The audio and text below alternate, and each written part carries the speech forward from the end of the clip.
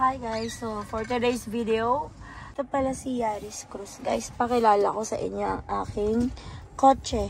So, pinangarap ko siya for how many years ago. Pero nang nakasama ko yung asawa ko dito, nagbago isip ko. Gusto ko na yung Corolla na medyo mas malapad.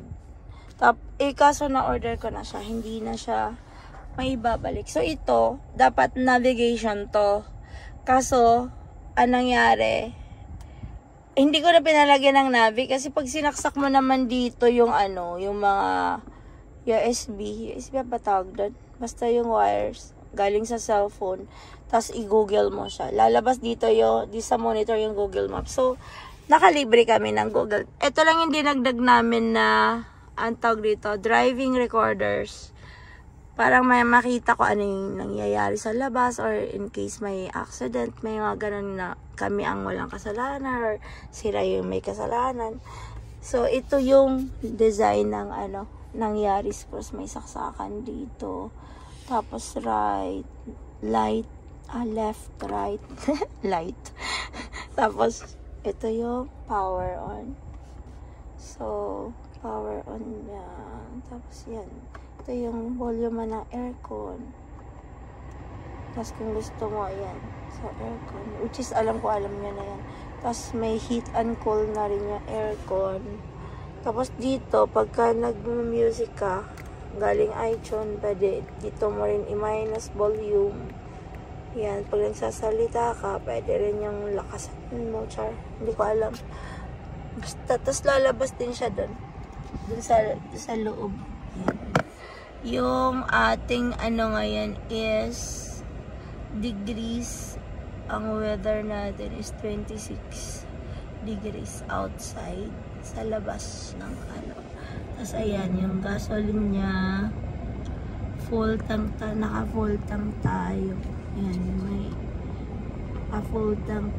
I think nasa 30 liters yung kaya nito. I don't know. Parang ganon. Kasi 30 o 40. Ewan ko. Mga 40 yata. Ganun. So, eto yung yan. Lock ang pinto. Pang open. Yan. Saan ba? Ayan. Ito. Pag nilock mo. Yan. Pag inopen mo. Tapos, ito sa window. Tama ba? Ay, hindi. Tama. Tapos, ito yung adjustan ng adjustan ng salamin.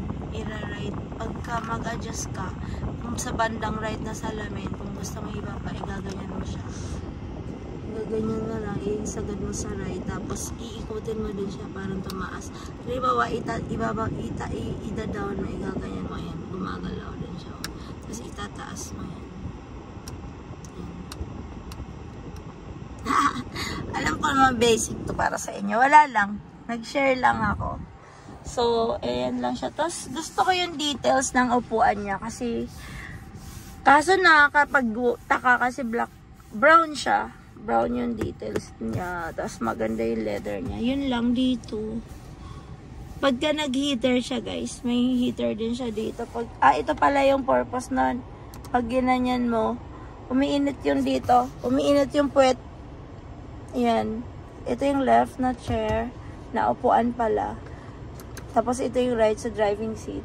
Pagka pinindot mo yan, pagka winter, sobrang init niya. Kung ano yung degrees dito na nilagay mo, ganun din siya. So hanggang dito yung init, sa puwet lang. Yan. So leather yung ganito, pero yung dito, hindi siya leather. Yung sa likod, walang ganon. Walang pang-initan doon. Dito lang. So, ayan yung details niya. Pwedeng ibaba yung sa gitna. Ayan.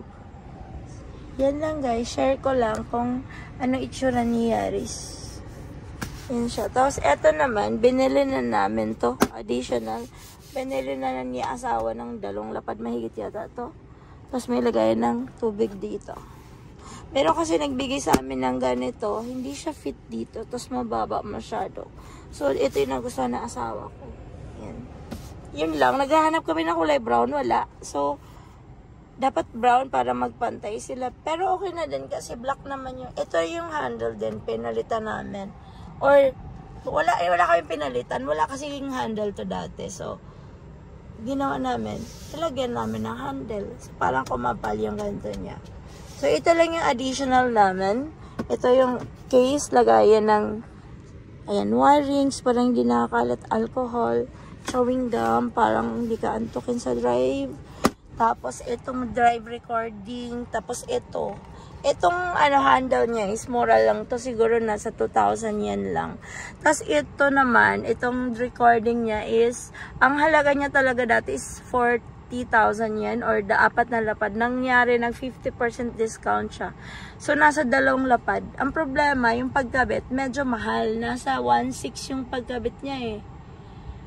Mga ganon, parang 16,000 yen. So, parang umabot din siya ng kulang-kulang 4 na lapad. So, ganun. Ito lang yung nabili namin. 2 lapad mahigit, 4 na lapad.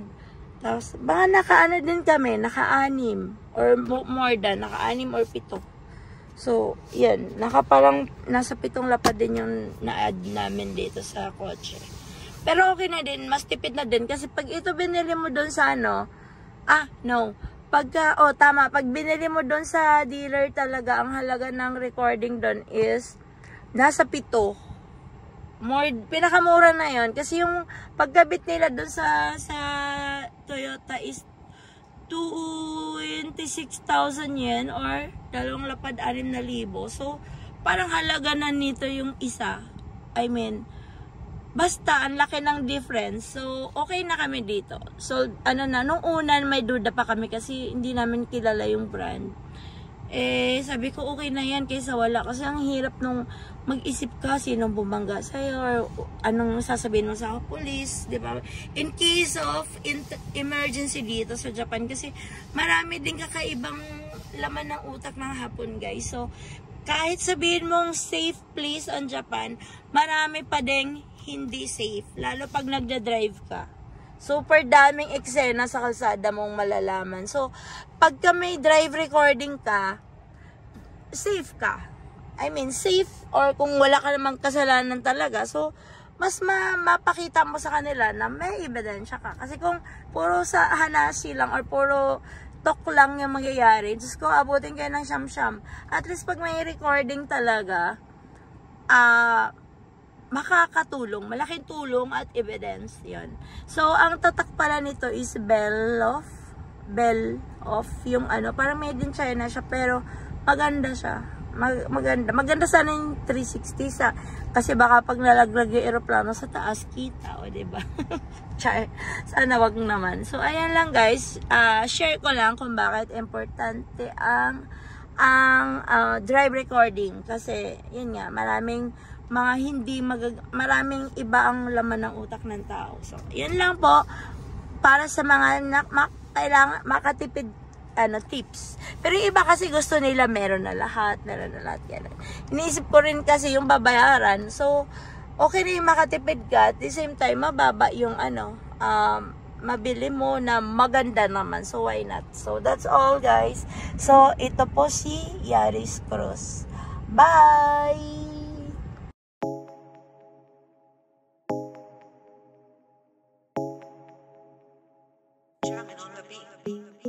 Fools like them, they suss me out and then they ghost. Girls like me, I like a magnet to a knot. Can like a lighter from the ocean, I send them my devotion and so much